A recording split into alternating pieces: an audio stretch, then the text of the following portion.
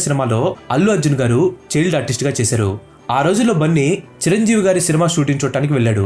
అలా వెళ్ళిన టైంలో కోదండరామిరెడ్డి గారు బన్నీని చూసి ఈ అబ్బాయి బొద్దుగా బాగున్నాడని చెప్పి విజేత సినిమాలో మంజులా గారికి కొడుకు క్యారెక్టర్ చేయాలని చెప్పి రిక్వెస్ట్ చేశారు. సో ఇలాగా అల్లు అర్జున్ గారు తన మొట్టమొదటి సినిమాలో నటించారు.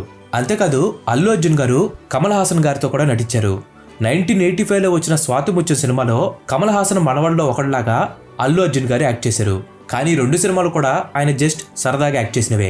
అండ్ చిన్నప్పటి నుంచి అన్నదమ్ములు ముగ్గురులో అర్జున్ బాగా యాక్టివ్ గా ఉండేవాడు. చదువు అంతగా వంట పట్టలేదు కానీ జిమ్నాస్టిక్స్ నేర్చుకున్నాడు. స్పోర్ట్స్, డాన్స్ లో బాగా యాక్టివ్ గా ఉండేవాడు. దీంతో పాటు అల్లు అర్జున్ బొమ్మలు కూడా బాగా వేస్తాడు. ఇంకా తన కెరీర్ డిసైడ్ చేసుకునే టైం వచ్చేసరికి అల్లు అర్జున్ గారికి ఉన్న బొమ్మలు వేసే టాలెంట్ ని మైండ్ లో పెట్టుకుని యానిమేషన్ నేర్చుకోమని చెప్పి అల్లు అరవింద్ గారు చెప్పారు. దీనికోసం అని చెప్పి అల్లు అర్జున్ గారిని కెనడాలోని ఒక యానిమేషన్ ఇన్స్టిట్యూట్ లో కూడా ఆయన జాయిన్ చేయడానికి రెడీ అయిపోయారు. కానీ చిన్న